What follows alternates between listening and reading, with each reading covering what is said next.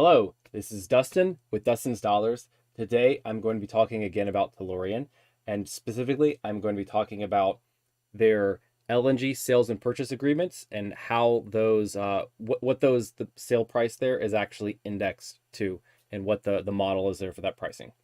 Before I begin, let me remind you that I am not a financial advisor or a financial professional of any sort. All opinions that I express in this video are mine and do not represent those of any company or any other individual. I currently hold a long position in Tellurian. So basically, this video should be for your entertainment purposes only, because I could be wrong about everything that I say in this video. You need to do your own research before making any investment decisions. So, this is in response to a comment. I got this comment on my prior video from Brian Alonzo. Hopefully I pronounced your name correctly. And he said, quick question, the sales contract that Tell has, are those linked to TTF, JKM, or a combination, or both? And the short answer is for two of the SPAs with Gunvor and Vitol, it's a combo of TTF and JKM, and with Shell, it's JKM based. But today I wanted to go over that in a little bit more detail, right? And so just to remind you, probably most of you, if you're dialed into Tellurian stock, you already know this, but Driftwood LNG Phase 1, the capacity is for 11 million tons per year, and that they have actually signed 3 different sales and purchase agreements for LNG for 3 million tons per year each, right? So they've contracted out 9 of the 11. They have 2 that they are holding for themselves to sell at spot, and it is 3 million tons per year, each with Gunvor, Vitol, and Shell. And each one of the sales and purchase agreements that they signed has a ever so slightly different model for the pricing. And this is what it looks like if you look them up in the actual SEC filings. This is for, let's see, for Vitol. This one is based off of JKM and TTF, and it is this specific formula here. And I'm going to get through this in just a moment. I put in a document to make it a little bit easier. This one is with, I think, with Gunvor. And this one is also based off of JKM and TTF, but ever so slightly different here. And then this is the one with Shell, and this is only based off of JKM. And this is what they actually look like in the filings. Again, just so you believe me, and you can look it up yourself if you want. But I copy pasted the relevant details here and put a little bit of color coding in so that we can see some chunks of these pricing models to see how they work. And specifically with Vitol, the overall formula is this number, which we don't know. This is what it looks like in the filings. Maybe I should have made these question marks because really to us, they're question marks. We don't know what these numbers are. They are set in stone to them, but they were removed before the filings. I guess I could probably do this, couldn't I? Can you do a replace? Find replace. Sorry, I'm doing this live. I apologize. You got what you paid for, right? So with Vitol, the formula here is some number multiplied by the sum of the JKM and the TTF, where each one of those are their own formula in and of itself, right? And so each of them has the same format, where it's the actual spot price, either JKM or TTF, minus some amount of just a fixed US dollar amount. It's actually the greater of either that or some other fixed US dollar amount. My interpretation of this is that this dollar amount here, where we are subtracting it off of the index price, either subtracting off of the JKM or subtracting it off the TTF, I suspect is probably their sort of allowance for shipping, right? And this is actually, if I go back to each one of these contracts, you can look it up. This language exists in all of them. But if you see, there's this, this is a contract, right? And so there's a whole bunch of legalese in here. If you read it, they define exactly what does it mean for us to have delivered the LNG and what is the point at which it is delivered. And, you read it here and it says, it is at the point at which the flange coupling of the LNG loading line at the Driftwood LNG terminal joins the flange coupling of the LNG intake manifold of the relevant LNG tanker.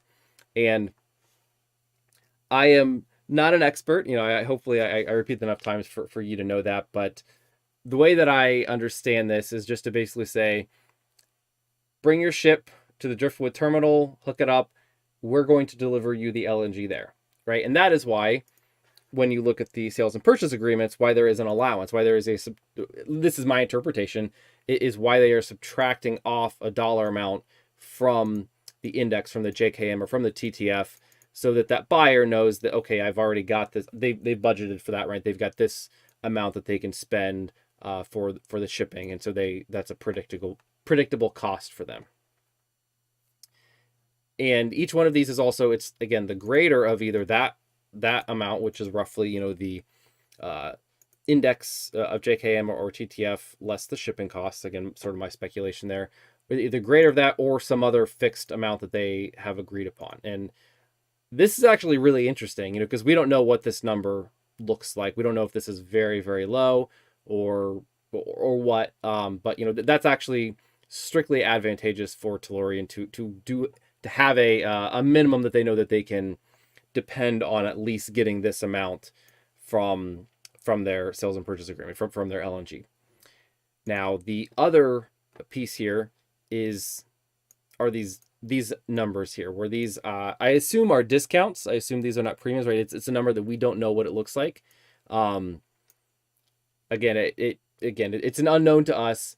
Theoretically, it could actually be above the index price. I would kind of doubt that. My guess is that they, in order to get them to sign a long-term purchase agreement, Tellurian has given them a discount. I think that's probably not controversial. Let me know in the comments if you disagree and have a good reason why. I'd be really curious to hear that.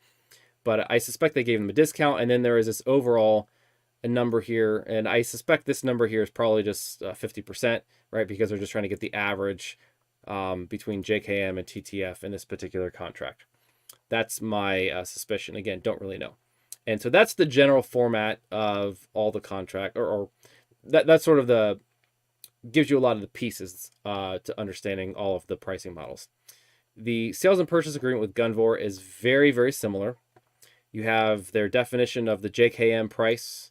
By the way, CSP, I think, is contract sales price. It was, again, copy-pasted out of the actual agreements, just so you know. But their definition of JKM, contract sales price, is the same exact model. Similarly, the TTF, contract sales price, the same exact model. The one difference between the sales and purchase agreement with Vitol and with Gunvor is, with Vitol they had one.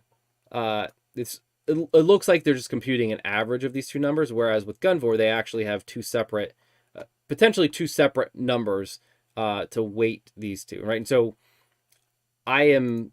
it could be that each of these are, again, 50%. And so that this is just an average of the two, and that there's no real difference between these contracts. However, it's also quite possible that Gunvor has some, wants to weight more towards one or the other, right? For example, it could be 75%, based on JKM, and only 25% based off TTF. So who knows? And that's actually, quite relevant if you look at, LNG prices nowadays, where the TTF price is well above the JKM price. And so, those differences could be very relevant in the future to impact Tellurian's future cash flows.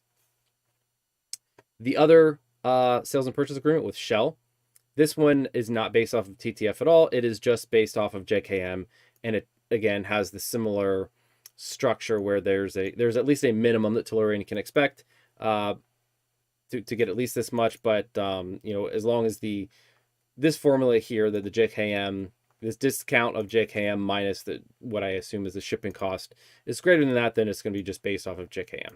So that is the structure of all their sales and purchase agreements. Just a couple takeaways there, right? Hopefully you already knew this if you're invested in Tellurian, or maybe this is the first time if you're still learning about it. That their cash flows, what they are actually selling LNG at, is going to be based off of the spot price, right? They didn't negotiate. It's based on the spot price of the LNG, right? They did not negotiate a fixed price necessarily. They do have a floor in terms of the fixed price, but it's going to generally, I assume, be dominated by whatever the index is, the JKM price or the TTF price. And this is not based off of Henry Hub plus, processing costs, plus some allowance for profit, right? That is not how these are structured. This is actually has significant could have significant fluctuations based off the actual commodity price of JKM or TTF. An interesting thing, and as I said, it's interesting that they have minimums in here that Tellurian can expect to get, but there's actually no maximum as far as I could tell.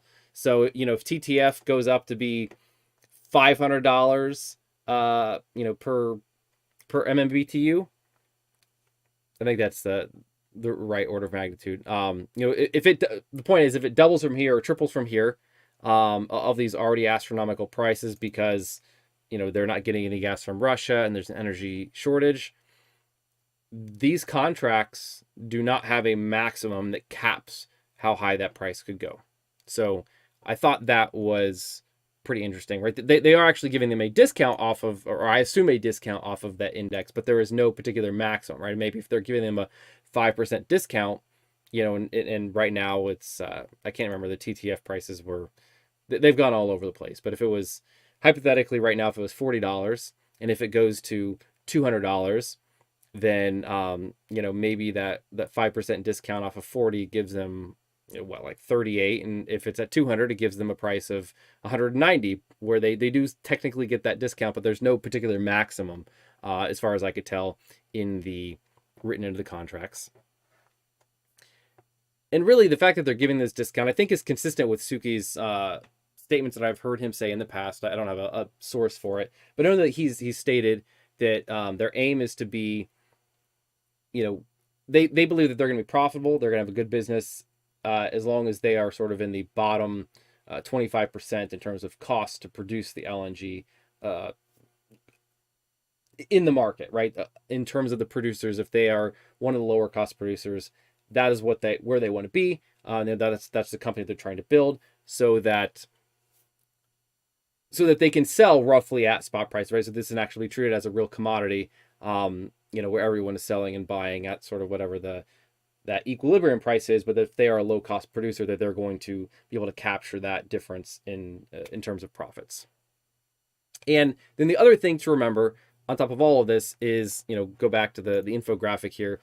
There is this additional 2 million tons per year that Tellurian, just from phase one, that Tellurian has not actually locked up in any particular agreement, and they can go sell it directly at the spot price, or do whatever they want with it, right? So if JKM happens to be high, they can go sell it for somebody who, who's in that region. They can go sell it in Europe at TTF if TTF prices are higher. And so I think that gives them that optionality, regardless of what these pricing structures are, to say, I'm going to take those extra 2 million tons that I have per year and sell that wherever the prices are the highest and capture the most amount of profit. So that is what I wanted to cover today. Let me thank you for watching so far. Let me check and see, is there anything in the live chat?